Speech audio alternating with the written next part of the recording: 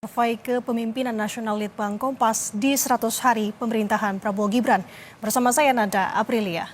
Hari ini saudara, hari ketiga Litbang Kompas merilis survei tingkat kepuasan publik kepada Presiden Prabowo Subianto dan Wakil Presiden Gibran Raka Buming Raka di bidang penegakan hukum.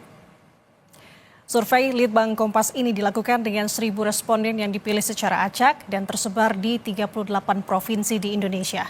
Survei ini dilakukan melalui wawancara secara tatap muka yang diselenggarakan pada tanggal 4 hingga 10 Januari 2025. Tingkat kepercayaan survei ini adalah 95% dengan margin of error sekitar 3,10% dalam kondisi penarikan sampel acak sederhana. Survei Litbang Kompas ini sepenuhnya dibiayai oleh Harian Kompas.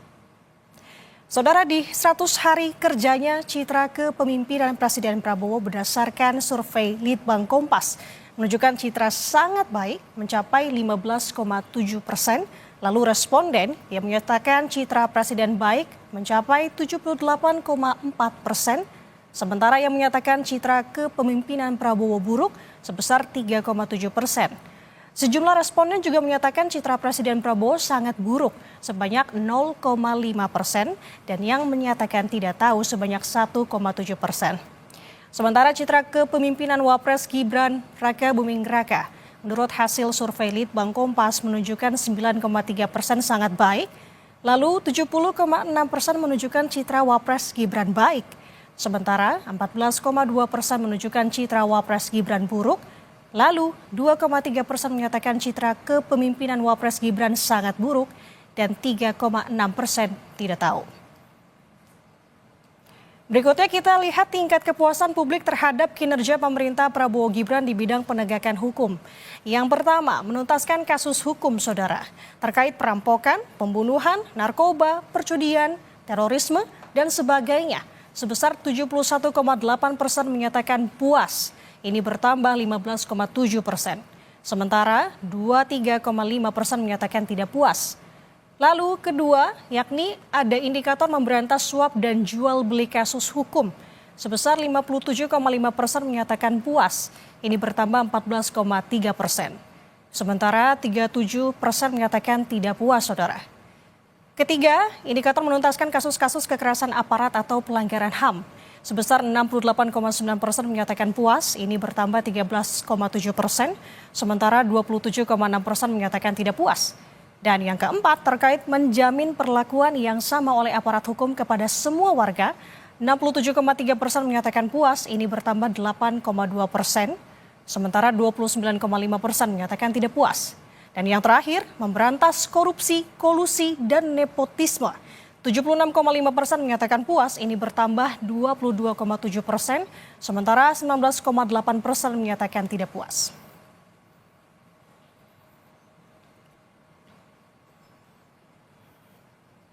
Saudara, kita bahas hasil survei Litbang Kompas tingkat kepuasan pada 100 hari pemerintahan Prabowo Gibran bersama dengan peneliti Litbang Kompas, Mas Rangga Eka Sakti yang sudah bersama kami pagi hari ini. Selamat pagi Mas Rangga. Selamat pagi Mbak. Terima kasih waktunya bersama kami di Studio Kompas TV.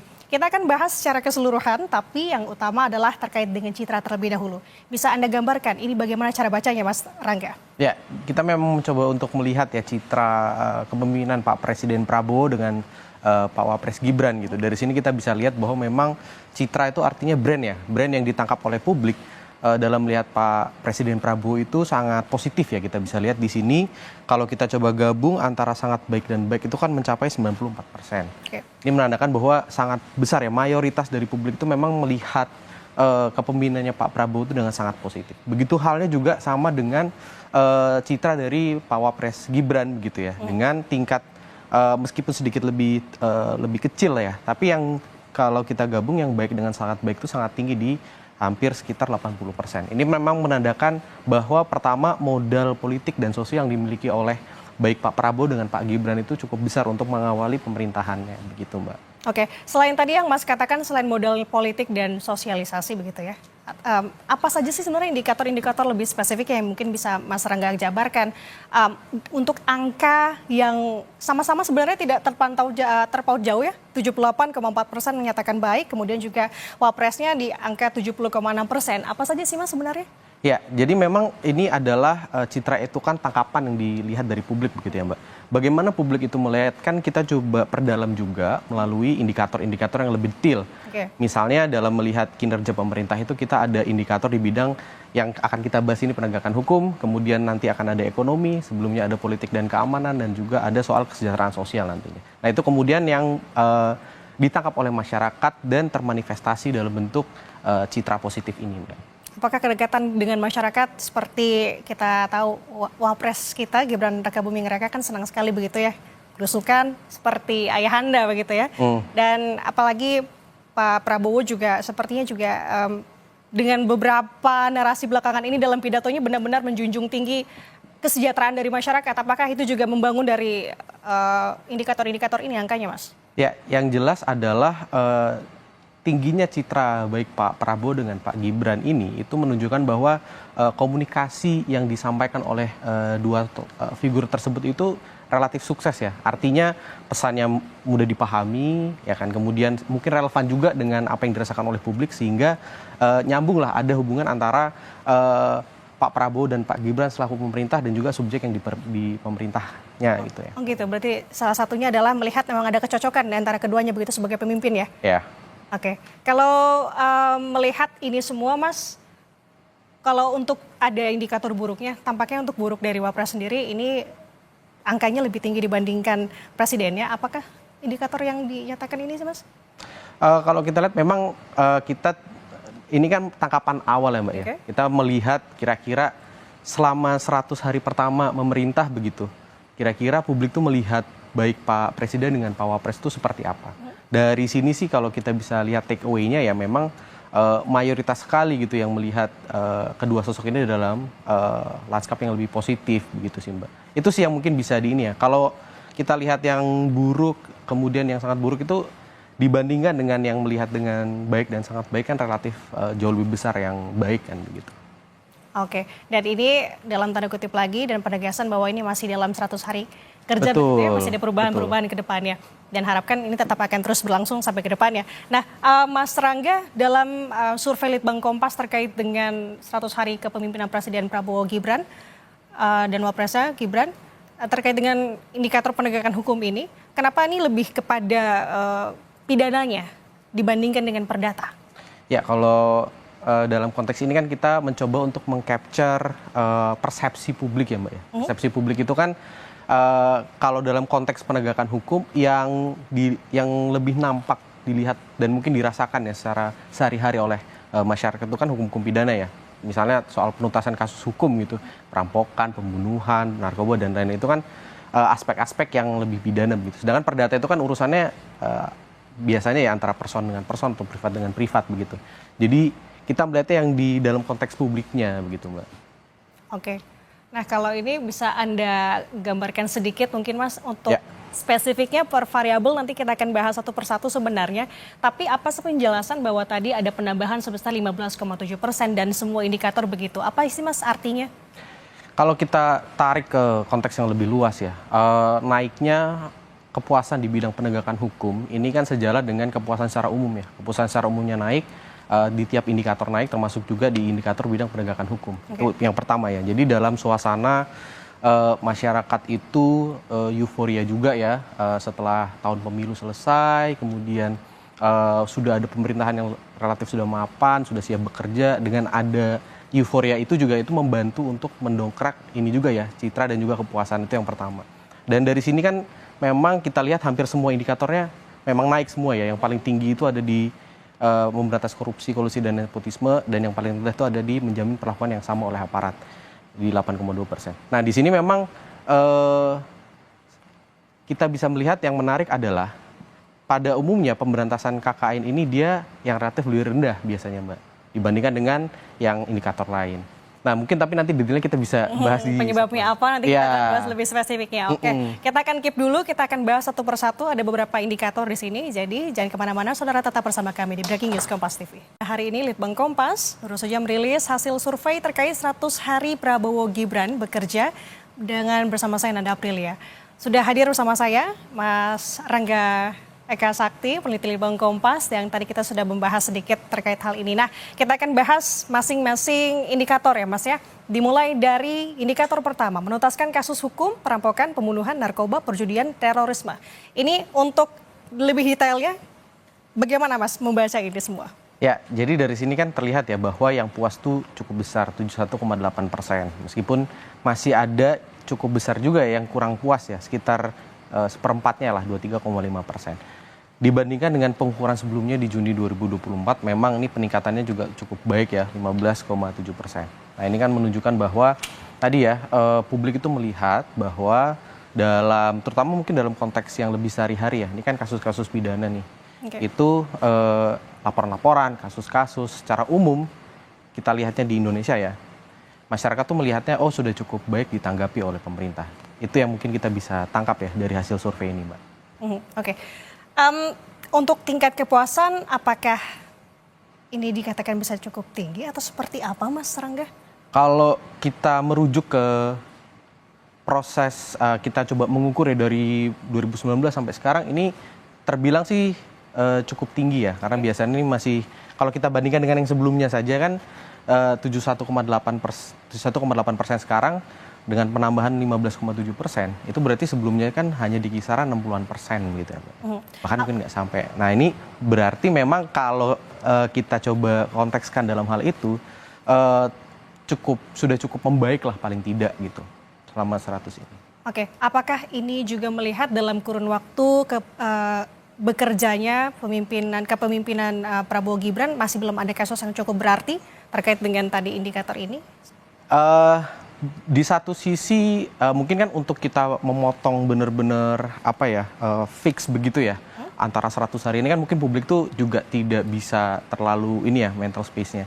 Tapi kita melihat bahwa paling tidak ya yang dirasakan publik akhir-akhir ini ketika data ini di-collect begitu ya, itu memang seperti itu Mbak. Ada paling tidak perbaikan yang dirasakan oleh masyarakat begitu.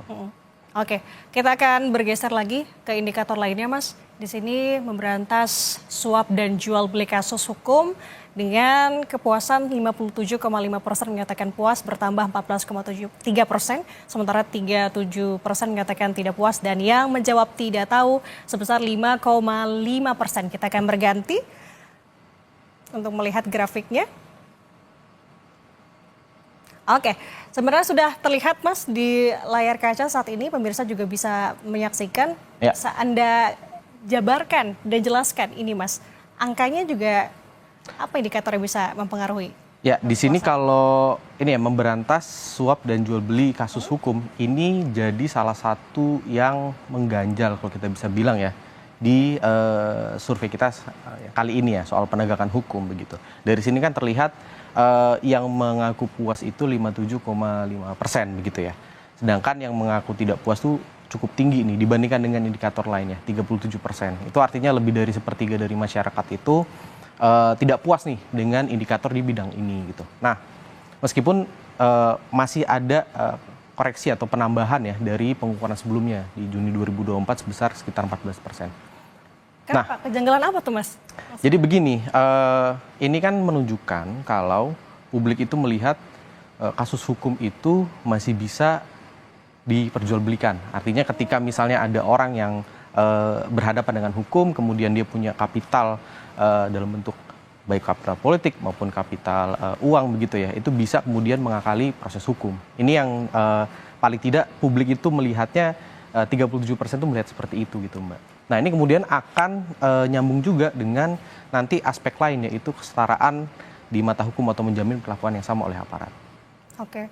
Tapi kalau dengan pemikiran seperti itu bahwa dengan kekuasaan dalam tanda kutip ya masih bisa mempengaruhi dengan jual beli hukum, berarti untuk angka ini masih bisa dikatakan memang cukup tinggi setiap hasil survei atau seperti apa? Kalau kita coba lihat di beberapa hasil survei mungkin setahun 2 tahun terakhir ya, memang aspek pemberantasan suap ini juga jadi salah satu yang masih mengganjal juga di setiap kali survei begitu Mbak. Artinya memang ini kalau kita bisa lihat kenapa kok bisa hampir di setiap kali survei aspek ini selalu menjadi yang terendah atau kedua paling bawah begitu paling tidak.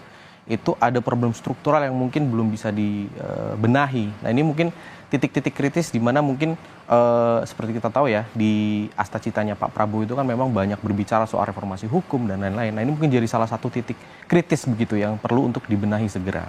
Oke, meskipun kita tahu dalam 100 hari kerja pemerintahan Prabowo Gibran ada beberapa kasus seperti kita tahu yang sempat menjadi sorotan adalah kasus Ronald Tanur, di mana hakim juga disogok. Ini berarti tidak berpengaruh apa-apa dalam indikator ini? Ya, mungkin terkhusus kasus itu ya, itu bisa jadi berpengaruh juga ya, karena itu cukup diperhatikan oleh publik, kemudian kasusnya cukup menghebohkan ya, itu ya, di mana terdapat barang bukti yang sebegitu mengagetkannya begitu ya. Nah, itu juga kemudian membentuk persepsi yang kurang lebih menghasilkan itu ya, sekitar 37% publik itu merasa kemudian ya akhirnya itu buktinya gitu ibaratnya. Kasus hukum itu bisa juga nih dibeli dan lain-lain. Nah, ini yang kemudian makanya itu problem struktural itu tuh harus didekati juga dengan solusi-solusi yang lebih struktural juga gitu, Mbak. Oke, itu tadi kuncinya. Nah, kita akan bergeser ke indikator lainnya, Mas. Mungkin juga bisa dibantu untuk indikator selanjutnya adalah menuntaskan kasus-kasus kekerasan aparat atau pelanggaran HAM. Nah, ini menarik. Bisa Anda jelaskan terlebih dahulu untuk angka kepuasan juga tampaknya berbanding agak sebelumnya ya, agak sedikit lebih rendah dibandingkan dengan poin-poin dua indikator tadi. Kenapa ya, Mas? Betul, Mbak. Jadi memang kalau kita lihat kan di sini tingkat kepuasannya itu lebih rendah daripada tingkat kepuasan umum. Tingkat kepuasan umum kan 71,2%, sedangkan di sini tingkat kepuasannya 68,9%. Meskipun balik lagi ya, hampir semua indikator kan memang mengalami peningkatan. Di sini kan peningkatannya 13,7%. Kita tahulah dalam 100 hari terakhir ini ada beberapa kasus-kasus ya, yang bahkan terjadinya itu dalam rentang kurang dari 1 bulan begitu ya. Kasus ya penembakan yang terjadi di Semarang, kemudian yang terjadi di tol begitu ya. Itu kan menunjukkan bahwa masih ada problem yang harus segera dituntaskan terkait dengan kekerasan oleh aparat. Itu yang kemudian menyebabkan kenapa kok tingkat kepuasan dari publik dalam aspek ini tuh masih relatif lebih rendah dibandingkan dengan beberapa yang lain gitu. Berarti ini bisa dikatakan menjadi PR pemerintah juga nggak, Mas? Artinya melihat bagaimana cara mereka menyelesaikan dari yang tadi beberapa kasus kan, saya meng-highlight ada 5 kasus, Mas, yang belakangan ini dalam 100 hari kerja pemerintahan Prabowo Gibran. Tadi polisi tembak polisi, ada juga yang tadi kasus tol, kemudian ada penembakan yang di Semarang, siswa SMK. Nah, bagaimana sebenarnya ini menjadi penggambaran bahwa ini masuk dalam tidak puas begitu, Mas? Atau seperti apa? Ya, jadi gini, yang tidak puas kan cukup besar ya, sekitar lebih dari 1/4 ya, 27,6%, hampir 1/3. Untuk bisa mengecilkan yang tidak puas itu kan pertama persoalan kasus-kasus ini tuh harus diselesaikan dengan akuntabel dan transparan. Jadi bagaimana dari awal kemudian tersangkanya itu tersangka ditunjukkan, kemudian proses hukumnya seperti apa sampai tuntas itu kan harus dijelaskan ke publik sehingga publik bisa benar-benar yakin bahwa kasusnya benar-benar tuntas, bukan cuma dikasih mutasi, bukan cuma dikasih hukuman etik gitu misalnya. Jadi karena ada unsur pidana kan di sini. Itu yang pertama. Yang kedua adalah mungkin tingkat kepuasan ya dengan adanya tadi berbagai kasus ini kan masih cukup tinggi, Mbak. Kalau misalnya kita bandingkan dengan taruh tahun 2022 itu, ketika waktu itu terjadi beberapa peristiwa besar ya, termasuk Kanjuruhan, kemudian Sambo, Teddy segala macam ya, terutama yang terkait dengan kasus kekerasan oleh aparat dan juga pelanggaran HAM, itu memang jauh lebih rendah daripada ini tingkat kepuasannya. Nah, mungkin kalau saya bisa baca, beberapa peristiwa tadi itu dibaca oleh publik dalam konteks kesalahan yang personal, jadi satu oknum atau segelintir oknum, bukan persoalan struktural. Tapi untuk bisa menyelesaikan ini secara lebih tuntas begitu ya, itu memang diperlukan agenda yang lebih serius untuk mungkin ya membawa perubahan yang lebih tadi ya, lebih struktural, entah di institusi Polri maupun di institusi TNI. Tapi walaupun memang ini sebenarnya adalah masalah instansi per instansi begitu ya, tidak secara skup mencakup dari tokoh dari presiden ataupun wapres itu sendiri, tapi ini bisa mengancam tingkat kepuasan tidak, Mas? Apalagi kan saat ini muncul juga tagar terkait no viral, no justice. Nah, itu apakah bisa berpengaruh bahwa buat apalah ngelapor kayak gitu-gitu, Mas? Pemikiran seperti itu yang sehingga akhirnya menurunkan tingkat kepuasan lagi itu tadi. Pasti, makanya tadi ya ketika misalnya yang dirubah itu bukan cuman kasuistik ya. Jadi bukan cuman responsif ada satu. Responsif itu udah pastilah harus, karena ketika ada satu kasus yang besar pasti atensi publik ke sana. Tapi ketika perubahannya tuh tadi ya lebih sistemik, dibikin sistem yang lebih rapi sehingga kemungkinan kejadian-kejadian pelanggaran HAM oleh aparat ini bisa lebih minim, itu kan tingkat kepuasan publik itu akan jauh lebih mudah untuk di-manage gitu Mbak. Ketimbang kita harus menyiapkan mitigasi krisis public relation gitu setiap ada kasus gitu. Nah, oke itu. Nah, ini kalau bahas soal ini kayak panjang ya Mas, kita akan bergeser lagi ke indikator lain, Saudara. Terkait masih dengan bidang penegakan hukum, selanjutnya ada indikator menjamin perlakuan yang sama oleh aparat hukum kepada semua warga dengan tingkat kepuasannya di 67,3%. Dan tidak puasnya di 29,5%. Kalau melihat dari tingkat tidak puasnya dibandingkan yang tadi, ini tampaknya cukup lebih tinggi angkanya dibanding yang tadi. Ya. Tingkat puasnya juga sebenarnya sama, tidak terpaut jauh begitu Mas. Ya. Bagaimana nih Anda membacanya? Ini memang jadi salah satu yang jadi ya. Ini nyambung juga dengan persoalan suap dan jual beli hukum. Okay. Jadi ketika misalnya publik itu melihat bahwa hukum itu bisa diperjualbelikan, kemudian suap untuk jual beli hukum itu masih marak, muncul juga persepsi di masyarakat bahwa tidak semua orang tuh kemudian punya posisi yang setara di mata hukum. Siapa yang kemudian bisa mempunyai tadi ya kapital, punya modal untuk disalurkan ketika sedang berhadapan dengan hukum, itu posisinya mungkin leverage-nya lebih tinggi gitu dibandingkan dengan mereka yang tidak punya. Nah, ini yang kembali lagi perlu akhirnya dibenahi dengan sistem yang lebih serius begitu Mbak. Ketika tadi ya ada satu kasus yang muncul yang mirip misalnya dengan kasusnya Tanur gitu misalnya ya. Ketika secara gamblang terjadi penyuapan begitu ya. Itu akan pasti mempengaruhi tingkat kepuasan di bidang yang ini nih. Dan juga tadi suap dan jual beli hukum. Jadi balik lagi ya solusinya itu harus sistemik sih Mbak. Harus struktur begitu yang dibikin. Berarti artinya ini menjadi sorotan masyarakat juga tentunya ya Mas. Apalagi Ya. semisal ada perlakuan di mana laporan dari masyarakat ini tidak digubris, tidak lanjuti, ini berpengaruh tentunya ya. Tentu, dan itu juga tadi Mbak bilang tadi yang soal novel non justice. Yes. Ini juga sangat menggambarkan suasana publik bahwa pada akhirnya publik itu jadi tidak percaya untuk menyelesaikan kasus yang mereka alami itu lewat prosedur yang formal begitu. Datang ke polsek itu misalnya membuat laporan dan kemudian ditangani. Akhirnya kan orang mengejar keadilan itu melalui tadi ya media sosial begitu. Sampai akhirnya pemerintah atau pihak otoritas itu mengambil atensi ketika sudah besar begitu kasusnya. Oke, indikator ini juga bisa mencakup soal vonis-vonis nggak Mas? Seperti yang sekarang kan menjadi sorotan vonisnya Harvey Mois gitu kan. Dimana juga menjadi atensi dari Presiden bahwa dapat menyakiti hati masyarakat untuk vonis yang terlalu ringan untuk para koruptor tuh. Apakah ini juga bisa mencakup? Ya, itu salah satu faktor juga yang bisa membuat situasi ini ya, di mana tingkat kepuasannya relatif rendah, yang tidak puas juga cukup tinggi begitu ya Mbak. Karena korupsi itu kan kejahatan yang publik itu sangat rasakan begitu ya. Itu sangat berdampak pada semuanya kan Mbak. Kehidupan sehari-hari, infrastruktur dan lain-lain. Dan itu juga ketika kasus-kasus korupsi itu hukumannya relatif, bahkan dalam beberapa kasus seperti yang di Harvey Mois itu kan hakim memutuskan di bawah tuntutan begitu. Yep. Nah, itu cukup melukai perasaan keadilan masyarakat itu tadi gitu Mbak. Oke. Tapi dengan sikap dari Presiden Prabowo Subianto yang langsung memberikan statement bahwa hal itu menyakiti hati masyarakat, kemudian juga memberikan atensi bahwa sebaiknya vonis ini untuk kasus ya sebenarnya tidak disebutkan spesifik untuk kasus Harvey Mois, tapi untuk vonis yang terlalu rendah untuk para koruptor, maka dia menyebut bahwa 50 tahun dan langsung menembak itu. Apakah menjadi efek kepercayaan juga untuk masyarakat bahwa yakin di pemerintahan Presiden Prabowo untuk sistem aparat hukum dapat mengadili seadil-adilnya ini bisa diberlakukan atau seperti apa Mas Rangga? Kalau dalam konteks persepsi publik ya itu tentu akan jadi nilai plus ya, karena publik melihat oh berarti Bapak Presiden ini serius nih dalam menghadapi problem korupsi itu. Tapi hal itu kan juga harus diimbangi juga dengan penguatan dalam aspek tadi ya struktur. Harus ada mungkin tambahan di undang-undang terkait dengan tipikor gitu misalnya. Agar aparat-aparat penegak hukum juga punya landasan yang kuat ketika misal memang harus memberikan hukuman yang maksimal kepada para koruptor begitu Mbak. Nah itu tadi, landasan hukumnya ya harus jelas juga. Kita akan bergeser ke indikator lain Saudara. Kita lihat di sini. masih dengan bidang penegakan hukum, untuk indikator memberantas korupsi, kolusi, dan nepotisme dengan tingkat kepuasan 76,5%, Mas Rangga. Ya,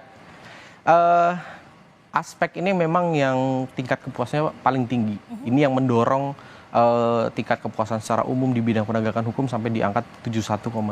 Angka yang sejak 2019 itu belum pernah nih sampai setinggi ini begitu. Kalau kita bisa lihat memang, dan penambahannya kita bisa lihat ya, 22,7% dibandingkan dengan pengukuran sebelumnya. Ini kan menunjukkan bahwa sebelumnya aspek ini justru yang paling rendah kan sebenarnya. Di bidang penegakan hukum begitu. Oke. Nah, dalam 100 hari terakhir kita tahu ada beberapa kasus yang sedang berjalan ya, yang melibatkan sosok-sosok yang cukup high profile begitu ya. Nah, ini bisa jadi mempengaruhi persepsi publik sehingga muncul nuansa bahwa siapapun kemudian tidak kebal ketika melakukan korupsi, siapapun itu ya, dengan status sosial atau status politik apapun. Begitu, Mbak. Oke, ini sebenarnya kemarin kan kalau kita melihat dari KPK sendiri kan melakukan pengecekan LHKPN. Ada sebanyak pejabat negara yang sudah melaporkan itu 100 lebih kalau tidak salah. Nah, apakah dengan di mana kan ini juga mendapatkan atensi dari presiden begitu ya, untuk pejabat negara khususnya ini bisa melaporkan LHKPN dan lain-lain sebagainya untuk meminimalisir atau mentiadakan terkait dengan korupsi itu setidaknya di dalam tubuh kabinetnya. Maka ini menjadi kepercayaan juga untuk masyarakat, untuk pemerintahan Presiden Prabowo. Kalau kita ngomong dalam konteks pemerintah Pak Prabowo ya Mbak, ya, memang kan dari awal korupsi ini kan jadi salah satu, baik itu secara retorika ya, artinya disampaikan ke publik ketika berpidato dan lain-lain, sampai ke dokumen-dokumen yang visi misi dan lain-lain ya, rencana kerja itu jadi salah satu yang mendapatkan penekanan. Ya kita bisa lihat mungkin di sini paling tidak publik itu menangkap adanya harapan gitu, harapan bahwa oh paling tidak kayaknya nih Pak Prabowo ini cukup serius nih untuk benar-benar mengatasi persoalan korupsi begitu. Namun kembali lagi ya, ini juga tetap harus dibuktikan dengan kinerja yang betul-betul tidak korup tadi begitu. Membacanya harus with a grain of salt bahasanya. Jadi memang harus diimbangi dengan pemahaman bahwa masih panjang sekali masa jabatan Pak Prabowo dan Gibran, sehingga harapan ini harus tetap dijawab gitu. Ini terkait dengan harapan gitu ya. Nah, berarti apakah yang kemarin sempat ramai juga terkait dengan pengampunan untuk hukuman koruptor ini berpengaruh juga atau seperti apa Mas kalau Mas Rangga lihat? Nah ini kan tadi ya, narasi pengampunan terhadap koruptor itu kan kemudian mendapat reaksi yang negatif kan dari publik. Dan dengan reaksi negatif itu kita bisa lihat kemudian pemerintah secara langsung akhirnya tidak melanjutkan gagasan itu kan, tidak menjadi formil begitulah ya. Nah, itu menunjukkan bahwa dalam konteks korupsi, saya rasa memang pemerintah cukup sensitif untuk melihat mood publik juga gitu. Oke. Makanya secepatnya langsung diklarifikasi begitu. Betul. Ya. Oke, kita bergeser ke indikator lain. Oke, indikator semua tampaknya sudah kita bahas Mas, tapi untuk lebih lengkapnya lagi, kita masih punya yang lain untuk kita bahas terkait dengan bidang penegakan hukum di 100 hari pemerintahan Presiden Prabowo dan Wapres Gibran Raka Buming Raka. Tetap bersama kami di Breaking News Kompas TV. Saudara, Anda kembali menyaksikan Breaking News Kompas TV, di mana Litbang Kompas baru saja merilis hasil survei terkait 100 hari Prabowo Gibran bekerja. Bersama saya Nanda Aprilia dan sudah hadir pula Mas Rangga Eka Sakti, peneliti Litbang Kompas. Saudara, Litbang Kompas mensurvei tingkat kepuasan publik terhadap pemerintahan Prabowo Gibran dalam 100 hari masa jabatannya melalui 1.000 responden yang dipilih secara acak dan tersebar di 38 provinsi. Survei ini dilakukan melalui wawancara secara tatap muka yang diselenggarakan pada tanggal 4 hingga 10 Januari 2025. Tingkat kepercayaan survei ini mencapai 95% dengan margin of error sekitar 3,10% dalam kondisi penarikan sampel acak sederhana. Survei Litbang Kompas ini sepenuhnya dibiayai oleh Harian Kompas. Saudara, kami tampilkan kembali infografik mengenai tren tingkat kepuasan publik terhadap kinerja penegakan hukum yang terekam oleh Litbang Kompas dalam periode Maret 2019 Januari sampai Januari 2025. Menjelang akhir periode pemerintahan Joko Widodo dan Yusuf Kala, tingkat kepuasan publik terhadap kinerja penegakan hukum oleh pemerintah nyaris menyentuh angka 62,5%. Angka ini mengalami pasang surut pada periode pemerintahan Joko Widodo, Ma'ruf Amin, hingga akhirnya konsisten meningkat sejak Juni 2024 hingga Januari 2025. Di mana jelang 100 hari masa pemerintahan Prabowo Subianto dan Gibran Raka Buming Raka, angka kepuasan publik terhadap kinerja penegakan hukum pemerintah menyentuh angka 72,1%. Nah, kita bedah tingkat kepuasan publik terhadap kinerja bidang hukum terkait dengan hal ini. Mas, tadi untuk tingkatnya 71%. Ini kalau melihat dari angka sebelumnya, ini lebih tinggi. Benar demikian atau gimana, Mas? Iya, betul. Jadi kalau kita coba tarik ini dari Maret 2019 ya, Mbak, sampai terakhir kita Januari 2005, memang titik Januari 2025 ini menjadi yang paling tinggi gitu selama 5-6 tahun terakhir. Kita bisa lihat memang pertama ya, Mbak ya, tingkat kepuasan masyarakat dalam aspek bidang kerja penegakan hukum ini memang dipengaruhi oleh sejumlah kejadian-kejadian besar. Okay. Kalau misalnya kita tarik lagi ke belakang tahun 2014, 15 gitu ya, awal-awal periode Pak Jokowi 1 begitu ya, itu kan tingkat kepuasannya bahkan agak lebih rendah daripada 51% ini. Karena waktu itu sempat ada kasus hukum yang cukup besar, yakni antara institusi KPK dengan institusi Polri pada saat itu, cicak Persebaya. Kemudian kalau kita bisa lihat juga di Oktober 2022 itu titik terendahnya ya, mulai dari Juni 2022, Oktober 2022 sampai baru terkoreksi di 2023. Kenapa itu kita demikian, bisa lihat karena memang 2022 itu jadi tahun yang kita bisa bilang cukup kritis gitu dalam konteks penegakan hukum. Di situ ada kasus Sambo, di situ ada kasus Kanjuruhan, ada kasus Teddy. Jadi benar-benar kasus-kasus yang skalanya itu sangat masif begitu ya, sangat besar sehingga punya kekuatan untuk merubah persepsi publik secara luar biasa begitu. Nah, mungkin dalam konteks sekarang ya kita memaknai kenapa kok bisa 72,1%, angka yang belum pernah terjadi. Bahkan untuk nyentuh 70% aja selama 5 tahun ini belum pernah kan. Oke. Itu memang ada 2 faktor tadi ya. Faktor pertama adalah euforia publik bahwa ini rezim baru, kemudian Harapan baru, pemerintahan baru, kantor baru, semua itu masih dalam suasana yang gembira, yang happy ya, dengan adanya tadi perhelatan politik yang sukses gitu. Itu yang pertama. Jadi posisinya euforia ini publik. Kemudian yang kedua adalah tidak ada kasus hukum dengan magnitudo yang sebesar beberapa kasus yang saya sebutkan tadi misalnya begitu ya, sampai punya kekuatan untuk merubah persepsi publik secara masif dan merata begitu ya.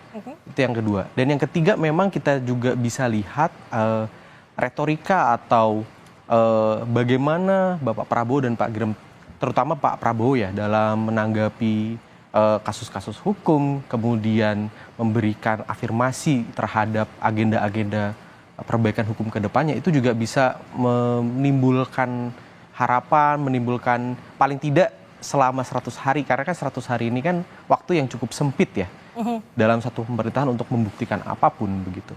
Itu ditangkap sebagai publik, oh paling tidak ini akan ada sesuatu ke depannya dalam hal penegakan hukum gitu. Yang dikonversi misalnya menjadi aturan yang lebih ketat terhadap korupsi, kemudian suap yang lebih sedikit, dan so on so forth begitu, Mbak. Dan sikap tadi tampaknya cukup bisa dikatakan efektif begitu, sehingga Untuk, tadi angkanya naik. Ya, untuk tadi meningkatkan persepsi publik. Ini kan kita membacanya dalam konteks persepsi publik ya, yang tentu perlu diimbangi dengan tadi ya, aspek kritis, yaitu bagaimana kemudian persepsi ini direalisasikan dalam bentuk-bentuk yang lebih konkret begitu. Oke, kita akan bergeser ke indikator lain, Mas. Untuk selanjutnya status sosial ekonomi, kita bisa lihat di sini, di mana kepuasan publik terhadap kinerja bidang hukum pemerintahan Prabowo Gibran berdasarkan status sosial ekonomi para responden terbagi menjadi 4 kelas Saudara, pada status sosial ekonomi, responden kelas bawah tingkat kepuasan mencapai 78,0%. Pada status sosial ekonomi, responden kelas menengah bawah tingkat kepuasan mencapai 73,3%. Pada status sosial ekonomi, responden kelas menengah atas tingkat kepuasan mencapai 63%. Pada status sosial ekonomi, responden atas tingkat kepuasan mencapai 49,1%. Ini sudah saya bacakan. Cara bacanya gimana nih Mas? Tampaknya juga untuk responden di status sosial bawah ini cukup tinggi. Ya, kalau kita lihat grafik ini ya, memang kelihatan ada sebuah tren lah. Tren bahwa semakin mapan kelompok sosial itu, semakin dia kritis terhadap penegakan hukum kan di sini. Yang paling tinggi di responden sosial ekonomi bawah begitu ya, 78%. Kontras sekali dengan kelompok responden di sosial ekonomi atas begitu. Ini kurang lebih kalau saya lihat ya akan selaras dengan tingkat pendidikan kemungkinan nanti. Nanti kita akan juga bahas ya. Itu kurang lebih akan trennya sama. Kenapa? Karena isu hukum dan penegakan hukum itu kan isu yang mungkin relatif elit ya. Banyak hal-hal teknis, banyak bahasa-bahasa yang mungkin tidak biasa digunakan dalam bahasa masyarakat sehari-hari. Sehingga pengetahuan teknis itu bisa mempengaruhi persepsi responden terhadap penegakan hukum begitu. Ketika misalnya kita melihat secara umum ya, masyarakat umum mungkin di kelas menengah bawah dan bawah. Karena ini bawah dan bawah ini kan mayoritas dari masyarakat Indonesia ya. Taruhlah mungkin 50-60% begitu kan. Sedangkan sisanya di menengah atas dan atas. Jadi mayoritas publik kan melihatnya itu sangat positif. 78%, 73,3%. Dalam hal misalnya tadi ya, ada satu kasus korupsi, kemudian dinilai terlalu rendah, kemudian pemerintah itu dalam konteks ini presiden gitu ya memberikan sinyal bahwa oh, ini terlalu rendah, kita harus tinggikan segala macam gitu. Dari luar begitu ya, dari permukaan kan terlihat bahwa wah ini adalah upaya yang luar biasa dari pemimpin kita, bagaimana caranya untuk memberantas korupsi dan lain. Tapi ketika kita masuk ke substansi hukumnya, ini kan menjadi persoalan yang berbeda begitu. Orang yang punya pengetahuan hukum kemudian mempertanyakan kok bisa misalnya. Kenapa kok bisa? Pertama tuntutannya misalnya di bawah dari tuntutan begitu ya, putusannya. Kemudian apakah kemudian tidak ada bukti yang lebih kuat kah? Atau apakah mungkin sebenarnya kita itu butuh peraturan perundangan yang lebih ketat terhadap korupsi kah? Jadi ngelihatnya beda gitu Mbak. Apa yang dilihat positif di kelompok masyarakat bawah dan menengah bawah belum tentu dilihat positif oleh kelompok menengah atas dan atas yang mungkin lebih punya akses ke informasi dan pengetahuan yang lebih dalam konteks penegakan hukum. Nah, hal-hal tadi yang Mas Rangga sampaikan ini mempengaruhi tingkat kepercayaan untuk kalangan kelas atas begitu? Betul Mbak. Kurang lebih begitu. Kenapa kok bisa tadi ya menjawab trennya bisa seperti ini, ada kontras yang luar biasa begitu. Ini kan beda dengan mungkin ya konteks ekonomi yang orang itu lebih bisa merasakan dalam kehidupan sehari-hari begitu. Kalau harga naik itu kan semua orang ngerasain. Orang beli ke minimarket gitu, harganya naik 10-20%. Orang kan dari yang kelas bawah sampai atas itu merasakan. Tapi kalau kasus hukum, orang mendekatinya kan apalagi kasus hukum yang skalanya besar begitu ya, nasional. Orang hanya bisa mendekati itu dengan membaca berita gitu misalnya, atau dia menonton TV begitu. Sehingga pengetahuan per individu terhadap konteks hukum itu sangat mempengaruhi bagaimana mereka kemudian melihat nih puas nggak puasnya dengan penegakan hukum ini tadi begitu Mbak. Nah itu menjadi perbedaan juga yang tadi Mas katakan cukup jomplang dalam masa sehari-hari. Nah tadi juga Mas Rangga katakan bahwa kita akan melihat juga dari tingkat pendidikannya seperti apa kalau ini untuk status sosial ekonomi. Kalau untuk pendidikan juga tampaknya tidak jauh berbeda. Betul. Gimana nih Mas untuk memaknai dari angka-angka ini? Ini kurang lebih kesimpulannya mirip ya, karena pasti integral, pasti kemudian tadi ya kelompok responden yang bawah, menengah bawah itu kan dia berkumpul di tingkat pendidikan dasar sampai menengah. Sedangkan menengah atas dan atas itu umumnya biasanya yang memiliki tingkat pendidikan tinggi begitu. Ini makin mengafirmasi bahwa persepsi publik terhadap kinerja bidang hukum ini memang dipengaruhi oleh konteks pengetahuan tadi ya. Bagaimana kemudian publik itu merespons kejadian-kejadian hukum dan memproses informasi itu begitu. Ketika mereka mungkin lebih teredukasi, mereka punya pengetahuan hukum yang lebih, mereka akan cenderung lebih kritis gitu melihat apa yang sedang terjadi dalam konteks penegakan hukum. Dia tidak hanya akan melihat misalnya yang tadi ya, sinyal-sinyal yang diberikan oleh pemerintah itu sebagai sesuatu yang taken for granted, artinya ya sudah itu yang akan terjadi. Padahal misalnya nih dalam konteks satu proses penuntasan kasus korupsi, gitu. Ketika misalnya pun ya presiden sebagai kekuasaan eksekutif tertinggi memberikan sinyal atau perintah bahkan ya, untuk ini coba ditingkatkan atau diselesaikan dengan lebih keras begitu ya hukumannya, itu kan ada proses hukum yang harus berjalan gitu. Misalnya Kejagung dia harus banding lagi ke MA dan lain-lain. Itu kan proses hukum yang mungkin nggak semua orang tuh punya kemampuan dan kemauan untuk bisa memahami gitu. Ibaratnya kasus tadi kan mungkin bisa selesainya mungkin setahun, 2 tahun, bahkan mungkin lebih gitu. Itu yang kemudian kenapa kok tadi ya di secara sosial ekonomi dan juga secara tingkat pendidikan ini terlihat tren yang sangat kontras begitu antara yang rendah dengan yang tinggi begitu. Nah, apakah kontras juga dengan perbandingan usia? Kita lihat. Nah, bagaimana nih Mas? Kalau untuk usia malah justru di atas 60 tahun ini tingkat kepercayaannya tinggi. Ya, kalau saya membacanya sih mungkin begini Mbak. Kalau dalam konteks usia, justru yang menarik itu di kelompok 24 sampai 40 tahun. Jadi kelompok-kelompok Gen Z milenial inilah yang mungkin kebanyakan yang milenial lah, yang mungkin dia sudah mengalami, dia punya akses yang cukup luas terhadap informasi ya, sudah cukup melek digital, mereka sudah cukup fasih lah ya untuk mencari informasi, dan mereka cukup mengalami konteks hukum yang cukup luas. 24-40 tahun kan ada mungkin paling nggak 5 sampai 10 tahun ke belakang tuh udah melihat gitu loh Mbak, apa aja yang sudah terjadi begitu. Sehingga melihat kasus-kasus yang terjadi dalam konteks penegakan hukum ini lebih kritis dibandingkan dengan mungkin yang lain begitu ya. Di kelompok usia muda di bawah 23 tahun mungkin baru bisa milih, baru bisa ya kan masih cukup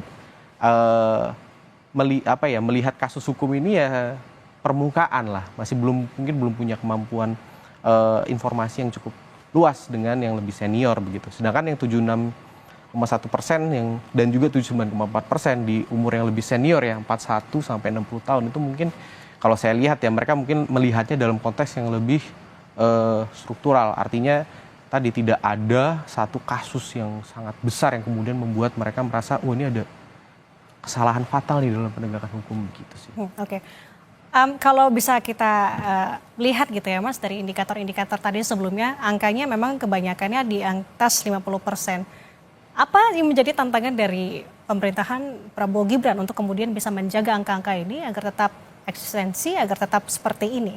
Ya, ibaratnya kalau kata orang-orang ya, kan semakin di atas, anginnya semakin kencang. Pasti juga sama halnya dengan ini ya, semakin tinggi ekspektasi publik.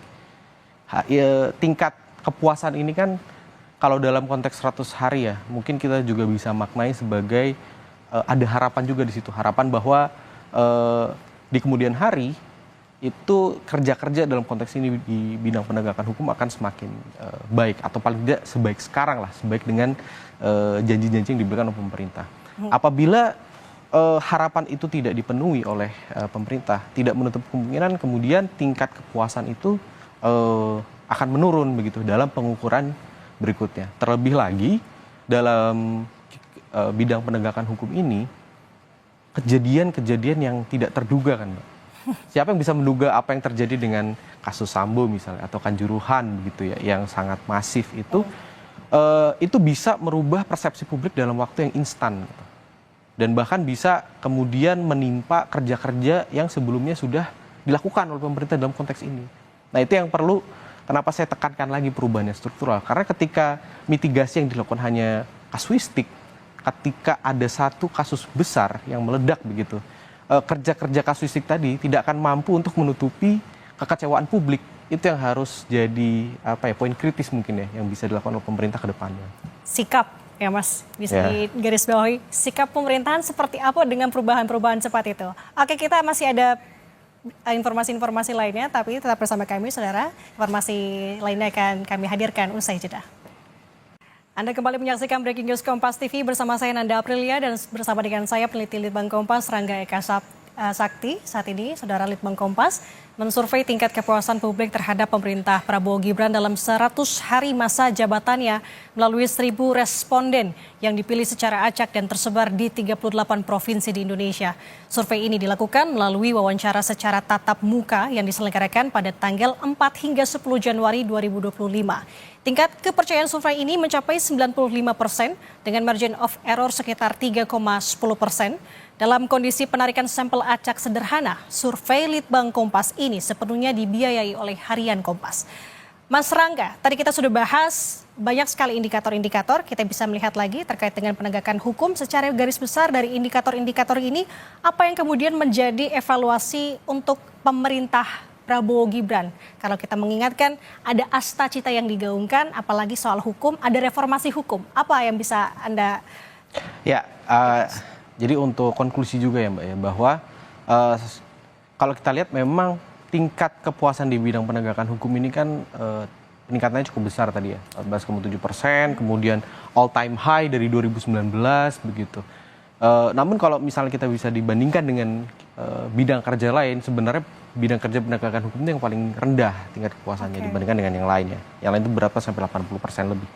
Itu yang pertama ya, bahwa meskipun naik, ini masih menjadi titik kritis dari kinerja pemerintah sebetulnya. Itu yang pertama. Yang kedua, ini juga sejalan dengan agenda tadi, reformasi hukum yang disampaikan oleh Bapak Prabowo terutama ya, dari zaman kampanye sampai sekarang sudah menjabat begitu. Namun kalau kita bisa lihat memang sampai saat ini paling tidak ya, itu kan belum ada konsepsi yang lebih clear terkait dengan reformasi hukum. Apa itu reformasi hukum, bagaimana bentuknya, itu kan memang masih belum ada paling tidak dokumen yang resmi yang menyatakan ini bentuknya seperti ini. Gitu. Masih dalam sesuatu yang abstrak, masih konsep gitu kan. Nah mungkin survei yang kita lakukan ini itu bisa jadi paling tidak menunjukkan ada beberapa hal loh yang publik lihat dan itu perlu untuk segera dibenahi. Yang pertama misalnya soal pemberantasan suap dan jual beli kasus hukum, di mana tingkat ketidakpuasan yang paling tinggi 37%, tingkat kepuasannya paling rendah hanya di kisaran 57,5%. Artinya apa? Artinya memang publik itu masih melihat bahwa ada problem struktural nih, di mana hukum yang harusnya rigid, yang harusnya tidak bisa dirubah-rubah lagi, itu ternyata masih bisa dengan menggunakan tadi suap dan jual beli begitu. Itu yang pertama. Itu problem struktur yang harus dibenahi dan mungkin bisa didekati lewat agenda reformasi hukum. Itu yang pertama. Yang kedua adalah soal sama menjamin perlakuan yang sama oleh aparat hukum kesetaraan. Ketika suap dan jual beli kasus hukum masih marak, orang tidak mungkin akan percaya bahwa semua itu bisa sama di mata hukum. Ini kemudian jadi hal yang perlu dibenahi juga secara struktural. Yang ketiga adalah soal penuntasan kasus-kasus kekerasan aparat. Nggak bisa kita hanya bisa ngelihat oknum satu gitu. Kalau oknum-oknumnya banyak nanti jadi satu mabes begitu ibaratnya kan ya. Nah itu juga harus didekati dengan solusi yang tidak bisa tadi kasuistik, harus struktural. Bagaimana reformasi hukum nih yang masih abstrak itu bisa didekatkan dengan problem-problem yang dirasakan secara real oleh masyarakat. Dan tadi ya perubahan agenda reformasi hukum ini saya rasa akan bisa membawa perubahan yang lebih dirasakan atau mungkin bisa menjaga tingkat kepuasan publik ini dibandingkan dengan aksi-aksi performatif. Mungkin sekarang kita lihat aksi-aksi performatif artinya yang menunjukkan ke publik ya bahwa ini akan ada ini akan ada itu. Itu dalam jangka waktu pendek mungkin bisa mendongkrak. Salah satunya kan di soal pemberantasan korupsi ya. Tapi ketika misalnya aksi performatif itu lama-lama publik jenuh begitu ya. Jenuh dalam artian kok tidak ada perubahan yang signifikan dalam hal penegakan hukum, kok begitu-begitu aja, masih no viral no justice. Nah itu lama-lama publik juga tidak akan jadi kebal gitu, ibaratnya minum antibiotik dia akan kebal gitu dengan itu lagi. Jadi perubahan yang harus dilakukan itu perubahan yang alih-alih ya performatif, itu lebih struktural tadi. Oke, itu tadi masukan-masukannya dan tentu harapannya dari hasil survei Litbang Kompas ini juga bisa mungkin menjadi rujukan begitu ya untuk pemerintahan Presiden Prabowo dan Wapres Gibran Raka Buming Raka. Ya. Apalagi punya cita-citanya reformasi hukum begitu. Baik, itu tadi penjabarannya. Terima kasih Mas Rangga sudah bersama dengan kami di Breaking News Kompas TV. Sehat selalu Mas Rangga. Terima kasih, sehat selalu. Dan saudara, kita tutup Breaking News Kompas TV. Saya Nanda Aprilia mewakili tim yang bertugas pamit undur diri. Terima kasih, sampai jumpa.